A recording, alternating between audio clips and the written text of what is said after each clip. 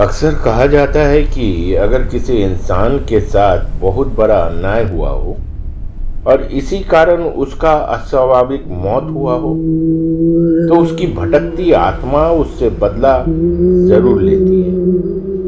लेकिन क्या कोई जानवर अपनी मौत के बाद अपने साथ हुए क्रूर अन्याय का बदला ले सकता है? इसका जवाब जानने के लिए आपको एडगर एलन पो की लिखी कहानी द ब्लैक कैट के सिनेमैटिक वीडियो को देखना होगा। आप देख रहे हैं क्लासिक गल्पो सिनेमैटिक, जहां कहानियां सिर्फ कही नहीं जाती, कहानियां जिंदा हो जाती। कल मैं मर जाऊंगा। हाँ, कल सुबह सुबह मेरी फांसी होनी है। आज जो भयानक घटना का वर्णन मैं करने जा रहा हूं, शायद कई लोग इसे विश्वास न करें। फिर भी अपनी आत्मा का बोझ उतारने के लिए मैं अपने सभी अपराधों को स्वीकार करते हुए सब कुछ बता देना चाहता हूं। আমাকে ভুলে যেও না।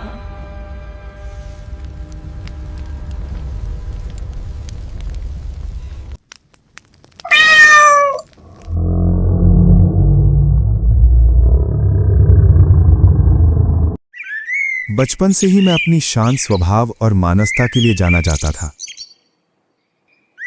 पशु पक्षियों के प्रति मेरा गहरा स्नेह था और बड़ा होने के साथ साथ यही मेरे आनंद का प्रमुख स्रोत बन गया।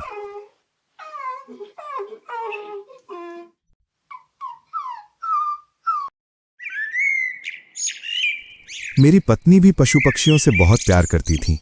हमारे पास कई पालतू जानवर थे, पक्षी, गोल्डफिश, एक कुत्ता, खरगोश, एक छोटा बंदर और एक बिल्ली। ये बिल्ली विशालकाय थी, काली और अविश्वसनीय रूप से बुद्धिमान। कई साल एक सपनों की तरह गुजरे। हर सुबह रोशनी और हंसी से भरी होती थी और शामें शांति की हल्की छांव से भरी होती थी। ऐसा लगता था जैसे भगवान ने हमारी छोटी सी दुनिया में अपनी सारी दुआएं डाल दी हूं। मैं, मेरी पत्नी और हमारे प्यारे पालतू जानवर, हम सब एक अजीब सी खुशी के साथ रह रहे थे। वो समय इतना खूबसूरत था कि मुझे कभी लगा ही नहीं कि जिंदगी में कोई दुख भी हो सकता है। अब जब मैं इसके बारे में सोचता हूं तो लगता है शायद वो हमारी जिंदगी का एक सुनहरा पल था, जिसकी रोशनी धीरे धीरे हमारे अनजान में ही खत्म हो रही थी। मेरी पत्नी, जो थोड़ी अंधविश्वासी थी, अक्सर प्राचीन लोक मान्यताओं का हवाला देते हुए काली बिल्ली को छद्मवेशी डायन कहती रहती थी। लेकिन उसकी काला रंग कभी कभी मेरे दिमाग में पुराने अंधविश्वासों को वापस ले आता है। क्या तुम अब भी उस चुड़ैल और भेष में काली बिल्ली की कहानी पर विश्वास करते हो?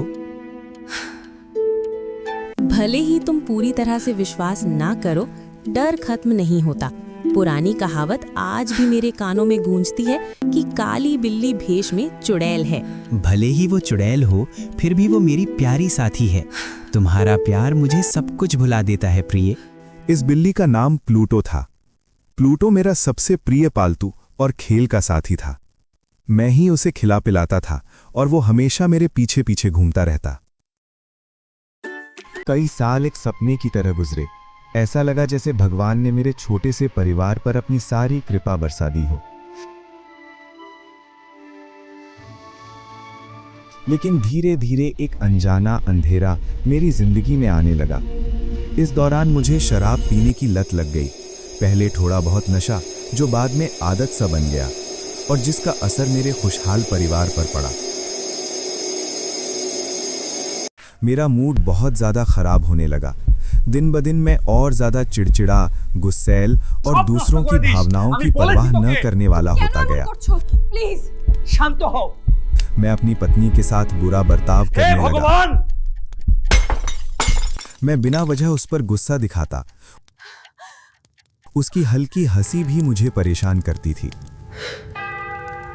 मेरे पालतू जानवर भी मेरे बदलते मूड को महसूस करने लगे थे।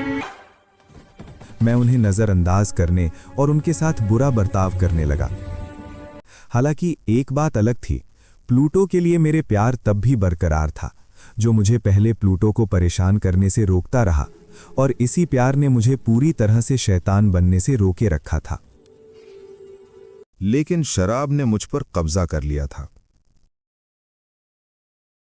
एक रात बहुत नशे में घर लौटते हुए मुझे लगा कि वो बिल्ली मुझसे बच रही है। मैंने प्लूटो को पकड़ लिया और बिल्ली ने डर के मारे मुझे काट लिया, जिससे मुझे हल्की चोट लगी। तुरंत मुझे बहुत ज्यादा गुस्सा आ गया। मैंने अपनी जेब से चाकू निकाला और जानबूझकर बिल्ली की आंख निकाल दी। जब मुझे सुबह होश आया तो मैंने इस जुर्म का बोझ अपने सीने से लगा के रोया, खुद को कोसा। उसकी जख्म देखकर मेरी आंखों में आंसू आ गए। लेकिन यह एहसास बहुत थोड़ी देर का लिए था और जल्द ही हल्के धुएं की तरह गायब हो गया और मैं फिर से शराब पीने लगा। दर्द गायब होता दिखा, लेकिन असल में ये और गहरा हो गया। प्लूटो धीरे धीरे ठीक हो गया, हालांकि उसके बाद जब भी मैं उसके पास जाता वो डर के मारे भाग जाता।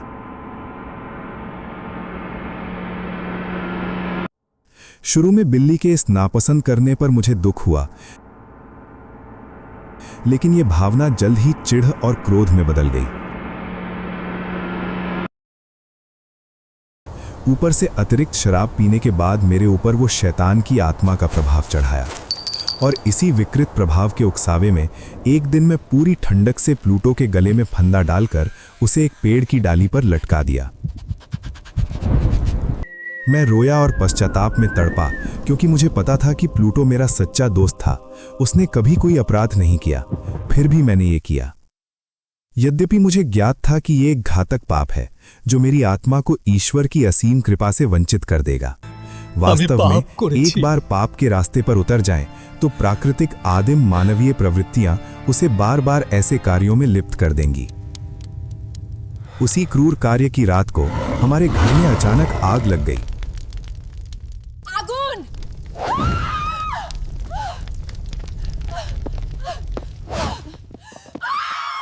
हमारा पूरा घर जल रहा था और मैं, मेरी पत्नी और एक नौकरानी किसी तरह बच निकले। हमारी सारी चीजें आग में जलकर राख हो गईं। अगले दिन मलबे को देखने गया तो एक दीवार बरकरार मिली। वहां एक भीड़ इकट्ठा होकर दीवार के एक खास हिस्से को बड़े ध्यान से देख रही थी। देखो। मैं पास जाकर देखा तो दीवार के सफेद प्लास्टर पर एक विशालकाय बिल्ली की आकृति खुदाई हुई थी, जिसके गले में एक रस्सी थी। ওটা তো একটা বিড়ালের ছবি, গলায় দড়ি। उस आकृति को देखकर मैं भयभीत हो गया। हालांकि खुद को यह तर्क देकर शांत करने की कोशिश की। आग लगने के समय शायद किसी ने बिल्ली को पेड़ से काटकर खिड़की से उसके कमरे में फेंका था। अन्य दीवारें ढहने से ताजा प्लास्टर के साथ चूना, आग और बिल्ली के मृत शरीर के अमोनिया के प्रभाव से यह आकृति बनी होगी। यद्यपि यह तर्क मुझे पूरी तरह संतुष्ट न कर सका, बल्कि एक डर मुझे घेर लिए। कई महीने बीत गए और मैं बिल्ली को भूल न पाया और प्लूटो के लिए भी वैसा ही अफसोस महसूस कर रहा था। मैं उसी तरह का दूसरा पालतू जानवर ढूंढ रहा था। एक रात मैंने एक शराब खाने में एक काली बिल्ली देखी। वो प्लूटो जितनी बड़ी थी और लगभग प्लूटो जैसी ही दिखती थी, लेकिन उसकी छाती पर एक बड़ा लेकिन धुंधला सा सफेद धब्बा था। बिल्ली आसानी से मेरे पीछे पीछे आई और मैं उसे घर ले आया। मेरी पत्नी उसे बहुत प्यार करती थी।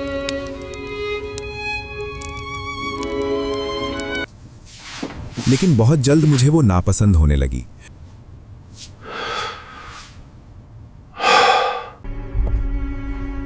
और ये नापसंदगी धीरे धीरे नफरत में बदल गई।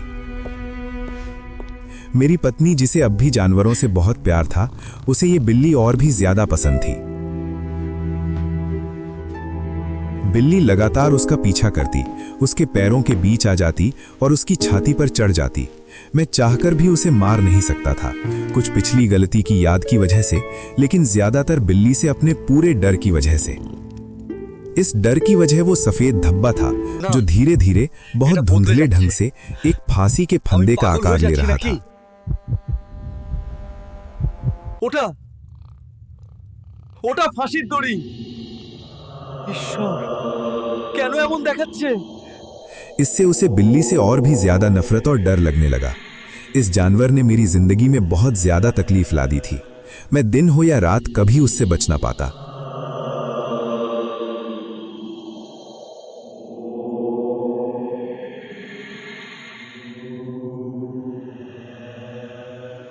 रात में सोते समय मुझे अचानक अपने चेहरे पर बिल्ली की गर्म सांस महसूस होती, और जब मैं अपनी आंखें खोलता तो मैं उसे अपनी छाती से सटा हुआ देखता, जैसे कोई जीता जागता बुरा स्वप्न हो।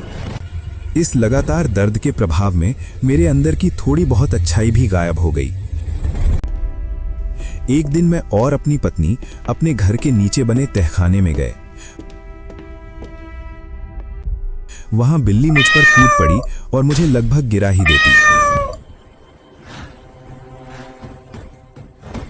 जिस पर मुझे बहुत गुस्सा आया और मैं कुल्हाड़ी उठाई और बिल्ली को मारने गया, लेकिन मेरी पत्नी ने मुझे रोक दिया। मेरी पत्नी के इस दखल पर मेरे अंदर का राक्षस फिर से जाग गया।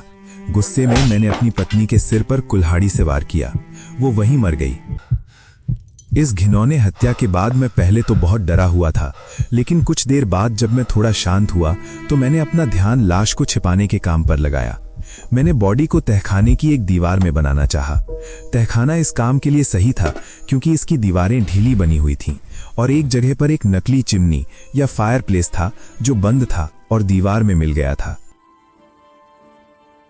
मैंने ईंटें निकालकर बॉडी को अंदर रख दिया और दीवार को नई लाइनिंग से इस तरह ढक दिया कि किसी को शक न हो। हर ईंट के साथ साथ जैसे मैं अपने गुनाहों को दीवार में गाड़ रहा था, ऐसा लग रहा था जैसे दीवार अब सिर्फ ईंटों और पत्थरों से नहीं बनी थी, बल्कि उसकी रूह भी उसमें कैद थी। काम पूरा होने के बाद मुझे बहुत ज्यादा सुकून महसूस हुआ। इस घटना के बाद मुझे वो बिल्ली कहीं नहीं मिली जो मेरे सारे दुखों की जिम्मेदार थी। बिल्ली के ना होने से मुझे बहुत राहत मिली और लगा कि वो भाग गई है।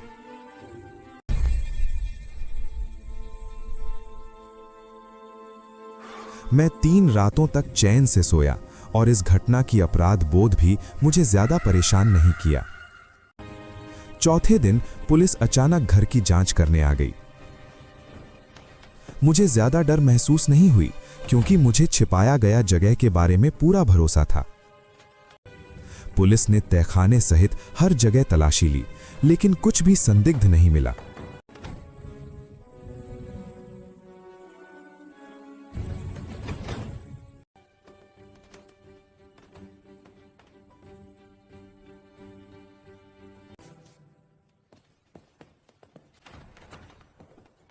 जब पुलिस जाने लगी तो मैंने ओवर कॉन्फिडेंस में अपनी बेगुनाही साबित करने के लिए दीवार पर डंडे से मारा। उसी समय एक भयानक घटना हुई। जैसे ही इस झटके की गूंज धीमी हुई, दीवार के अंदर से एक आवाज आई। पहले तो बच्चे के रोने जैसी दबी हुई आवाज, फिर वो एक लंबी, तेज और अजीब चीख में बदल गई। एक ऐसी चीख जिसमें डर और जीत दोनों मिले हुए थे। पुलिस ने जल्दी से दीवार तोड़ दी। सड़ी गली लाश के सिर पर वो भयानक बिल्ली बैठी थी, जिसकी एक आंख आग की तरह जल रही थी।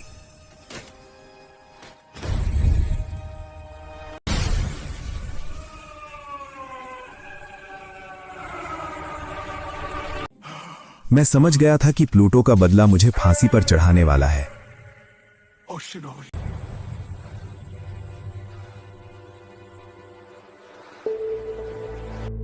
आज मैंने सब कुछ कबूल कर लिया, लेकिन शायद ये कबूलनामा मुझे आज आजाद नहीं कर पाएगा, क्योंकि मेरी आत्मा हमेशा उस दीवार में कैद हो जाएगी। शायद नर्क में मेरे लिए कोई जगह नहीं है। और प्लूटो, वो अभी भी इंतजार कर रहा है, एक साए की तरह, एक अंधेरे कोने में। उसकी आंखों में बदले की आग जल रही है।